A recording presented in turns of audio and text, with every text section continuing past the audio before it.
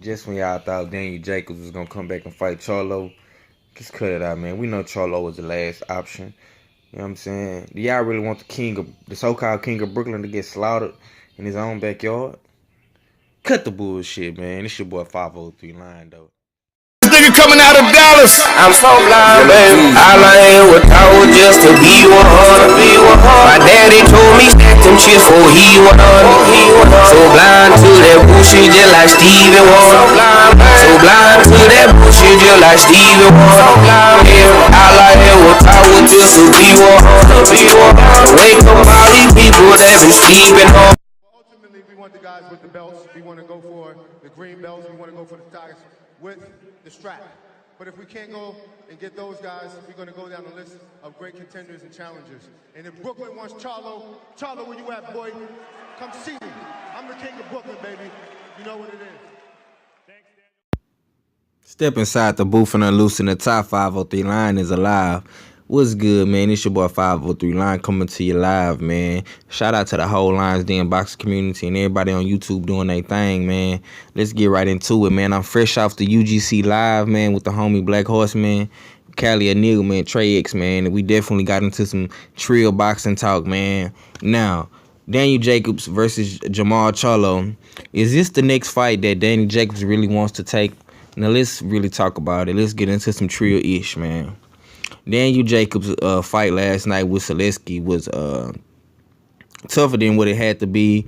It didn't look good. It was supposed to be a showcase fight for his hometown fans of Brooklyn because he's a Brooklyn born native. He's the quote-unquote king of Brooklyn.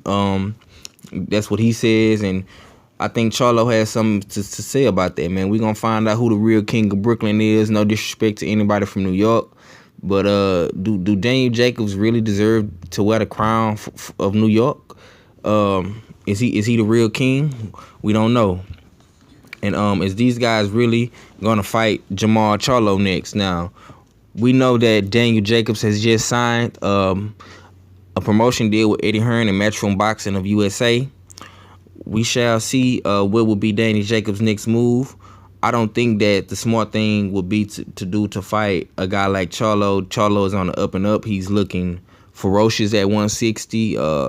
He's looking to make a name for himself at 160, like how he did at 154 with the J-Rock win and the brutal knockout he did with J-Rock with the nasty uppercut. So, with that being said, where does that leave Daniel Jacobs? I think Daniel Jacobs is trying to bid himself in for the Canelo sweepstakes or the Triple G sweepstakes. These are the top breadwinners at 160. I understand all these fighters are trying to, increase their financial gain, and there's nothing wrong with that.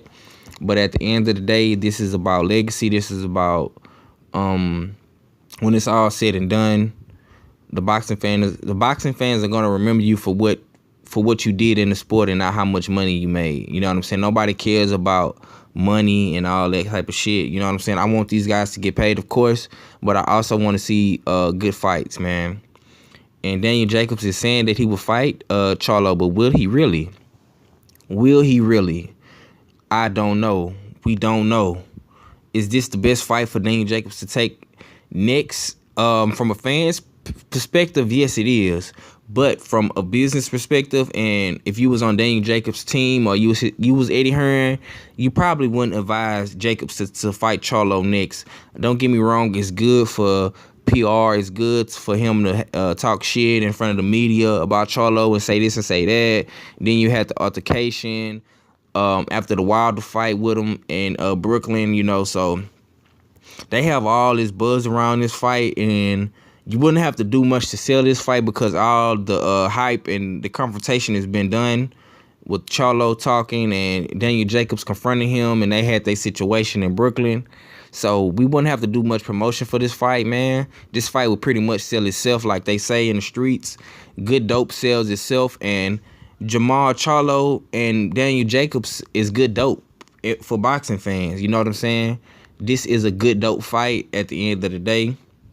I want to see who's the best at 160. I've been saying that it should be a middleweight tournament between these guys, maybe an Elite 8 tournament, man. But that's just me, man. Let me know what y'all think, man. Till next time, man. It's 503 line. I'm gone, and that's Trill. Got that yayo. What's up, nigga? Nigga, you let them K's go. What's up, nigga? Oh, you ducking them laws? You better rest from them, nigga. Oh, you playing with that raw? Well, look your front, some nigga. The black is that. The black is that. The black is that. The black is that. The black is that. The black is that. The black is that. The black is that. I'm in the highway push with feet, riding through Highland Grove, discussing about what it's gonna take to get them birds.